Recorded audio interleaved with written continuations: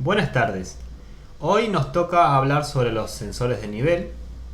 Venimos trabajando en esta serie de clases los diversos tipos de sensores. Arrancamos con los sensores de presión. Hoy nos toca de nivel y luego vamos a seguir avanzando con los sensores de presión y con los sensores de caudal. Bueno, recordemos un poquito qué es un sensor, ¿no? Un sensor es un elemento que transforma una variable física en alguna, si lo vemos como una caja negra, como siempre nos gusta decir a nosotros, tenemos el sensor. De un lado vamos a tener que lee, por decirlo de alguna manera, transforma a la variable de medición, a una variable física, en algún tipo de señal. A veces puede ser un movimiento, otras veces puede ser una señal eléctrica, otras veces puede ser la variación de alguna propiedad que nos permita y que es proporcional a dicha variable de interés y que nos permita a nosotros poder comunicarnos, poder medir, poder registrar, poder comunicar alguna señal a un controlador o a algún panel de control para tener una medición de alguna variable de interés dentro de un sistema de control, como puede ser presión, temperatura, el pH, las RPM, puede ser la posición, etc. Hay una infinidad de variables según la industria y según la aplicación. Hoy en este módulo nos vamos a centrar en presión, nivel, temperatura y caudal. El día de hoy nos toca nivel. Entonces, ¿por qué me interesaría a mí controlar el nivel? Y bueno, lo primero que se nos viene a la cabeza es por seguridad, ¿no? Para evitar el derrame de algún, si el tanque está abierto a la atmósfera, para evitar el derrame de algún producto al medio ambiente, por ejemplo. Y en otros casos necesitamos mantener un determinado, sobre todo en los separadores de fases, necesitamos tener un nivel de trabajo para que estos separadores realicen su función de manera eficiente, de una manera para la que fueron diseñados, como el separador de fases trifásico que vimos en la última clase. Bueno, cuando estamos hablando de estos sensores medidores de nivel, tenemos los de medición directa y los de medición indirecta. Dentro de los de directa vamos a estar hablando de sondas, de tubos de vidrios, de flotadores, que van a estar en contacto directo con el nivel. Luego vamos a tener algunos de medición indirecta que utilizan alguna propiedad conocida para realizar su medición. Algunos usan un láser, otros utilizan elementos radioactivos, otros utilizan ondas de sonido. Está el capacitivo, otro de cabezal hidroestático, otros de desalojadores, sensores conductivos. Vamos a ir analizando cada uno de los sensores con los cuales nosotros nos podemos llegar a encontrar. Obviamente voy a ir se trata con una profundidad mínima para que tengan una idea de qué posibilidades tengo, dónde se podrían llegar a aplicar y qué límites tienen dichos sensores, ¿está bien? Y en qué aplicación ustedes pueden ir pensando podría aplicarse cada uno de estos sensores. Bueno, el primero, vamos a empezar con los de medición directa, vamos a hablar de las sondas, ¿está bien? Dentro de las sondas el más común es la regla graduada. Este es el que uno utiliza una regla en la que se sumerge, ¿no? Se sumerge este es el método más intuitivo. Tomar una varilla de algo graduada, la sumergimos dentro de nuestro recipiente y vemos hasta que rayita se mojó nuestra regla. Este se utiliza, por ejemplo, para medir el aceite de un motor. ¿Está bien? Tiene una varilla, saca la varilla, la mira y ve, la limpia inicialmente, la vuelve a ingresar con mucho cuidado, la vuelve a sacar, la observa y va a ver hasta dónde está la varilla mojada. Con suerte, si no nos quedamos sin aceite. Bueno, fíjense que es súper elemental, pero el gran pero de esto es que tenemos que tener un acceso directo a el fluido que queremos medir, y eso no siempre es posible, ni siempre es deseable, ¿está bien? Tengo un tanque, me tengo que subir arriba del tanque a meter una varilla, por ejemplo. Y no es lo más práctico. Después hay una variación, que es una varilla con un gancho, ¿está bien? Tenemos un ganchito que tenemos que ir bajando hasta que el gancho quede sumergido en el líquido. El mismo que el anterior, necesitamos sí o sí tener acceso de la parte superior, ¿no? Para sobre una regla ver cuánto tuvimos que sumergir a este gancho, ¿no? Y de esa manera tenemos calculado la altura del líquido. Otra cosa, ¿qué tipo de fluidos puede usarse? Yo adentro de un recipiente puedo tener muchas cosas. Dentro de un recipiente yo puedo tener aceite. Este método sirve, bueno. Si tengo ácido sulfúrico, y mirá, no voy a querer que tenga contacto con el medio ambiente. Y si tengo algo gaseoso, sí o sí tiene que estar contenido dentro de ese.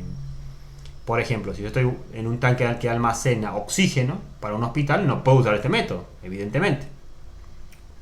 Bueno, otro método un poquito más sofisticado que el anterior es una cinta complomada. La cinta es como la cinta métrica que utilizan los albañiles, ¿no? Para medir. Tenemos una cinta enrollada, en un extremo tenemos un peso y nos colocamos en la parte superior nuevamente sí o sí del tanque y dejamos caer esta plomada. Y vemos hasta qué punto se moja nuestra cinta. ¿Cuál es el problema de todas estas de estos tres métodos? Y bueno, primero, el fluido tiene que estar a presión atmosférica. Porque el tanque, yo tengo que tener acceso al tanque. Entonces, la presión dentro del tanque, el tanque va a estar en contacto con la atmósfera. No puedo tener un fluido presurizado. Otra, que cada vez que quiero realizar la medida, tengo que realizar la operación de medición. O sea que no voy a tener una medición continua. No puedo estar sentado en un tablero viendo cómo varía la medida del nivel minuto a minuto, por ejemplo. No tendría sentido. Tengo cada un minuto mandar a una persona a medir, ¿no? Otra es, ¿qué pasa si tengo un proceso productivo en el que entra fluido y sale todo el tiempo? Y ese nivel va a tener oscilaciones, ¿está bien? El líquido no tiene por qué estar en reposo. Lo que sí es sencillo, es barato, cualquiera lo podría llegar a usar. Medición de aceites, gasolina, ciertos procesos granulosos, tanques abiertos, ¿no?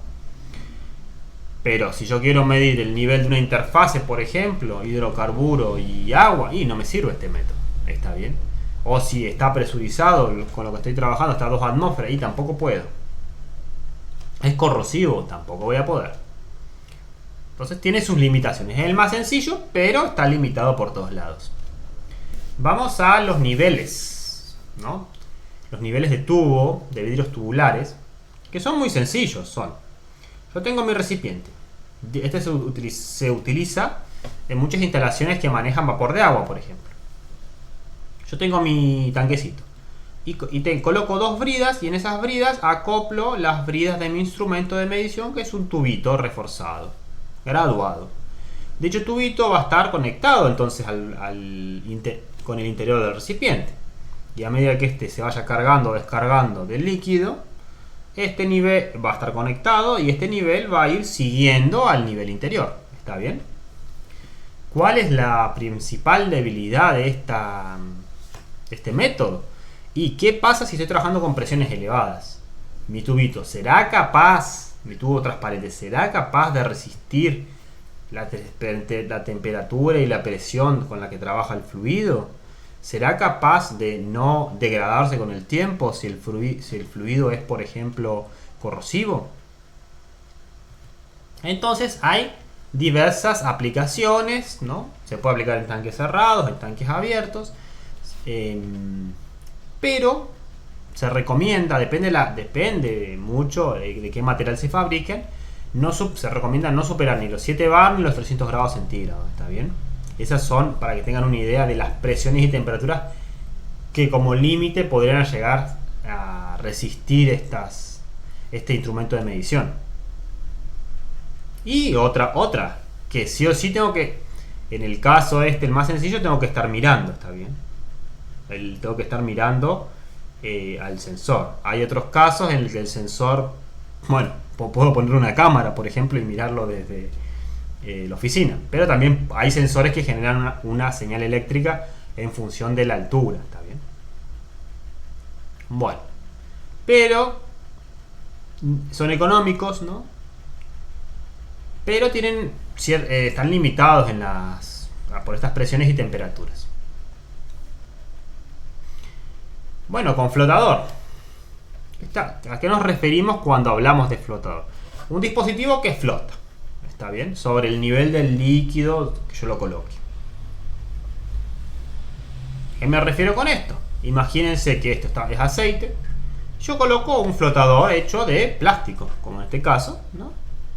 Que tiene aire en su interior, está sellado, entonces va a flotar. Y yo lo puedo vincular mediante unas poleas o algún sistema con un cable eléctrico, por ejemplo. ¿Está bien? Acá. Disculpen. Lo vinculo mediante un cable. Ahora, ese cable va a mover un potenciómetro lineal que va a estar alimentado con una determinada tensión y que, dependiendo de la resistencia, que va a variar con la posición de mi flotador, que va a variar directamente con el nivel, voy a obtener una señal entre A y B de salida. ¿Está bien? Entonces, acá tengo un sensor transmisor. ¿Está bien? Un sensor que está en contacto con el sistema directamente y transforma la variable altura en una variable eléctrica que puedo transmitir. Luego están los flotadores magnéticos. Bueno, el anterior, fíjense que sufre de algunos problemas similares al anterior. O sea, si el nivel está todo el tiempo moviéndose, esto va a estar todo el tiempo oscilando. Entonces las medidas van a ser algo imprecisas. Lo bueno es que ya este método me permite enviar la señal eléctrica a un controlador para intentar aplicar un sistema de control a este sistema, justamente. Bueno, un flotador magnético. ¿Qué es un flotador magnético? Bueno, imagínense lo siguiente. Está interesante. Fíjense que el tanque es cerrado. Está bien, o sea que ya el tanque puede ser presurizado. Y dentro del tanque vamos a tener este sensor. ¿Está bien? Y tenemos un material ferromagnético. Pues está bien, material ferromagnético que va a ir descendiendo. Es un flotador también, pero hecho de hierro, por ejemplo, o de acero. Bueno, con alguna protección para que no se oxide, por ejemplo. Y esto sube y baja con respecto al nivel. Y está muy cercano a un imán. Ese imán está vinculado a unas poleas y también hay un potenciómetro que transforma dicha posición en una corriente eléctrica que yo puedo enviar a un sistema de control, a un controlador, a un PLC, por ejemplo. ¿Está bien? Entonces, estos sistemas aprovechan el magnetismo para separar al sensor del fluido directamente. Lo separan. Y esto me permite ya que el tanque esté cerrado y que tal vez estos flotadores estén construidos de un material que resista a este fluido y el de acá afuera no. ¿Está bien? Después hay flotadores on-off. Estos flotadores on-off lo que hacen es un flotador y una armadura. ¿Está bien? Este sistema, lo que me va a servir, digamos, estos flotadores on-off, para por lo general enviar señales sencillas. O sea, voy a tener dos estados, un estado extremo y dos estados extremos, cuando está totalmente lleno y otro totalmente vacío, y estados intermedios que voy a poder medir con esta barrita vinculada. ¿Está bien? Esto más que nada, ya acá volvemos a estar en contacto con el líquido. ¿Está bien? Y acá les hago un resumen, ¿no?, de las ventajas. Bueno, todos estos métodos están muy bien. Se sensores directos los anteriores, porque alguna parte o parcialmente están en contacto con el fluido. ¿Está bien? Ahora vamos a los indirectos, que van a utilizar alguna propiedad del fluido para estimar su nivel. El primero es el desalojador, que es muy parecido al flotador en cuanto a su aspecto, porque va a haber un elemento que flota, pero tiene una pequeña trampita, por decirlo así. Se basa en el principio de Arquímedes. Recordemos que el principio de Arquímedes dice: todo cuerpo sumergido total o parcialmente en un líquido experimentará un empuje vertical y hacia arriba igual al peso del volumen del líquido desalojado. ¿Qué quiere decir esto? En palabras, en criollo, como quien diría. Tenemos un recipiente con algún fluido. Sumerjo un cuerpo de una densidad distinta. Y ese cuerpo, imagínense que esto es agua y esto es una pelota de fútbol. Le intento sumergir y la pelota quiere flotar. Va a haber una fuerza de empuje que va a ser proporcional a cuánto de ese cuerpo está sumergido. ¿Está bien? El empuje va a ser la densidad por volumen por gravedad. Como de una formulita. Bueno, ¿quién lo descubrió? Arquímedes, supuestamente en la bañera, o así cuenta el mito, al menos. Que son lindas las historias siempre. Y acá les pongo un ejemplo: una tuerca de acero que está flotando sobre una pileta de mercurio. ¿Está bien? Que es líquido a temperatura ambiente, pero tiene mayor densidad que el acero. Entonces el acero flota. Bueno, volvamos a los desalojadores. ¿Qué son los desalojadores? Va a haber un cuerpo cilíndrico, esférico, está bien, que va a estar sumergido parcialmente en el líquido. Y ese flotador, que como siempre les digo, cuando están analizando estos temas, que hay sistema de barras, que hay resortes, diversas fuerzas, lo mejor es hacer un diagrama de cuerpo libre. ¿Está bien? Entonces, realicemos un diagrama de cuerpo libre del aparatito que está, este flotador, este desalojador. ¿Por qué desalojador? Porque este cilindro está lleno de aire, no tiene el fluido. Entonces, desaloja parte del fluido que quiere medir. Vamos a tener el peso del desalojador, ¿está bien? Vamos a tener y el empuje generado por el fluido que estemos desplazando, que podemos calcular gracias a Arquímedes. Toda esa diferencia de fuerza va a estar equilibrada por una tercera fuerza ejercida por un mecanismo, una barrita que pivotea respecto al punto D. ¿Está bien? Entonces este bracito puede subir y bajar. Pero del otro extremo nosotros vamos a tener un sistemita en equilibrio. ¿Está bien? Con algún resorte. Bueno, y eso va a ir vinculado a un potenciómetro, como siempre. Vamos, volvemos al potenciómetro. Entonces, esto va a subir o bajar dependiendo de cuánto se sumerja el fluido. ¿Está bien? El desalojador en el fluido. Eso va a mover a un potenciómetro lineal, va a variar su resistencia, por ejemplo, y va a generar una señal eléctrica. También podría directamente a un indicador. Eso va a depender de la complejidad que querramos que sea el desalojador. ¿Está bien?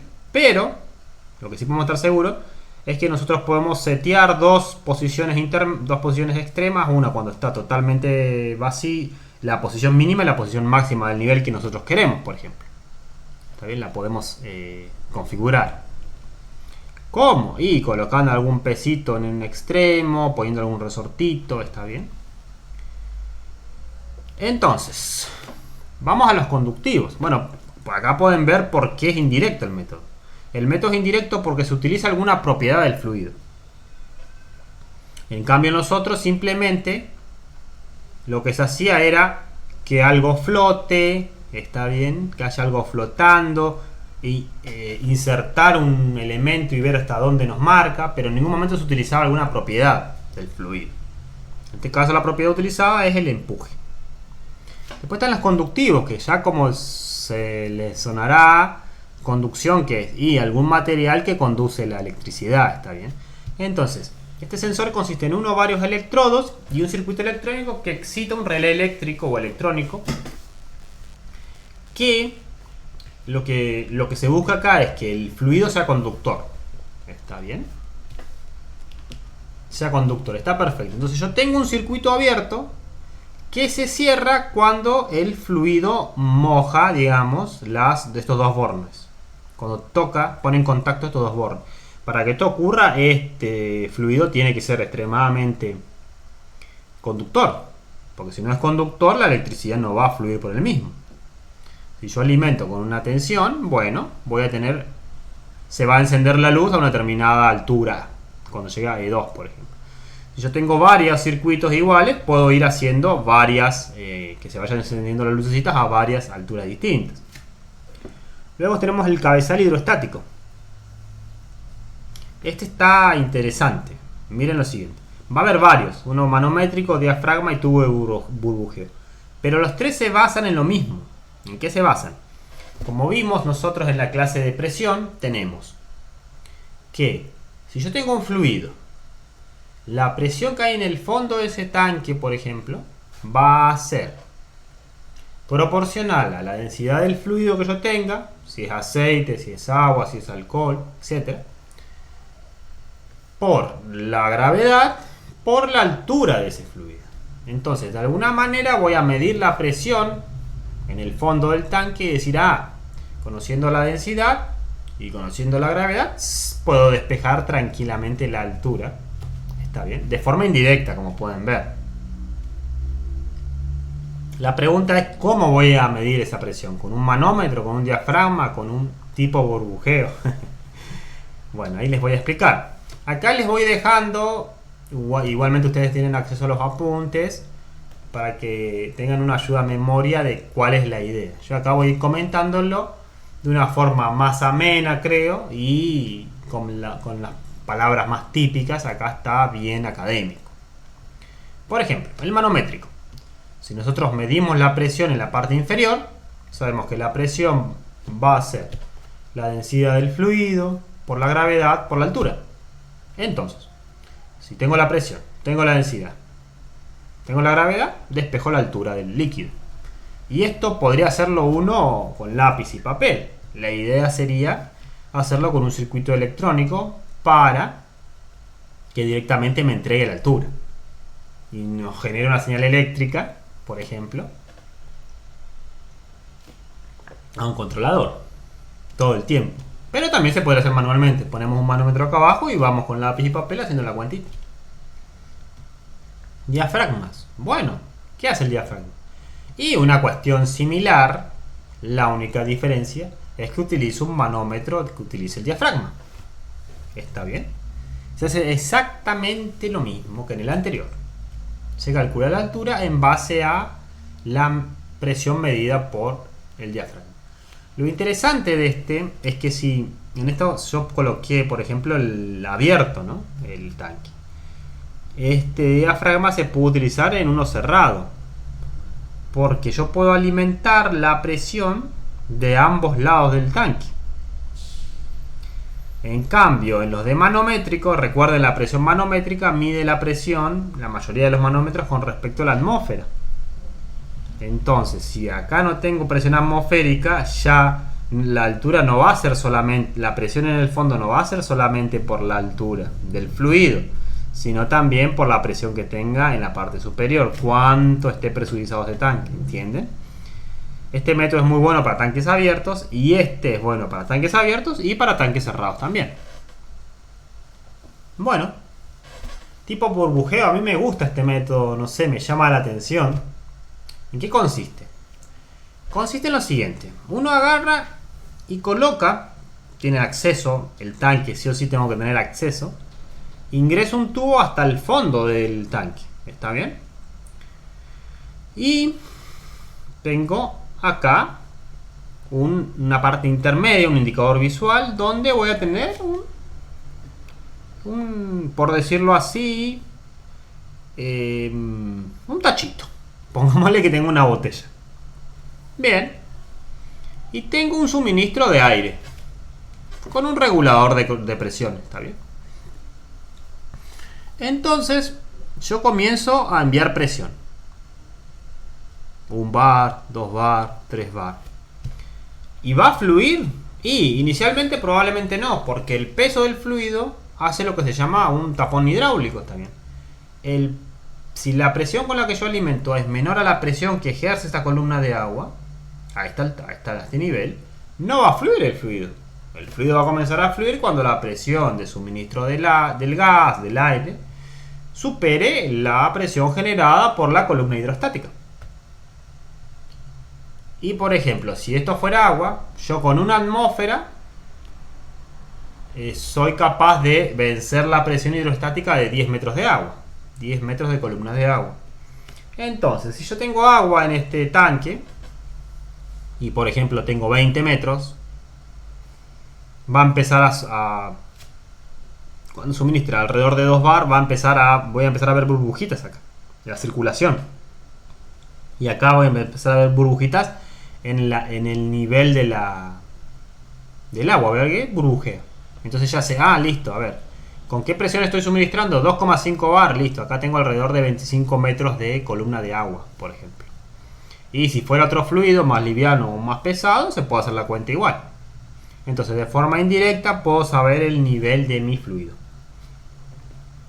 Obviamente, acá tengo restricciones. Tengo que tener sí o sí esto abierto, ¿está bien? Acceso por la parte superior. No puede ser algo que se evapore, por ejemplo.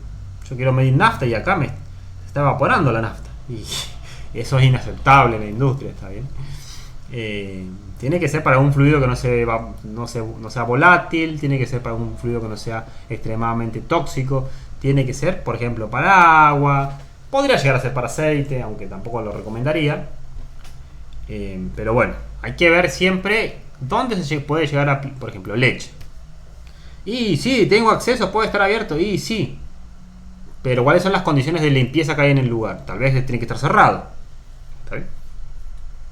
Entonces, es interesante. Yo sé que tal vez que algunos métodos los conocen, otros no. Pero aunque los conozcan, rever y preguntarse y replantearse, bueno, ¿dónde los podría llegar a utilizar y dónde no? ¿Cuáles son sus limitaciones? Por sus principios de funcionamiento. No salen de otro lado. Los capacitivos, bueno, es otro método eléctrico para medir la altura de forma indirecta. ¿Cómo hacen? Bueno, sumergimos una jabalina en este capacitor, ¿está bien? Y alimentamos con una determinada tensión. ¿Está bien?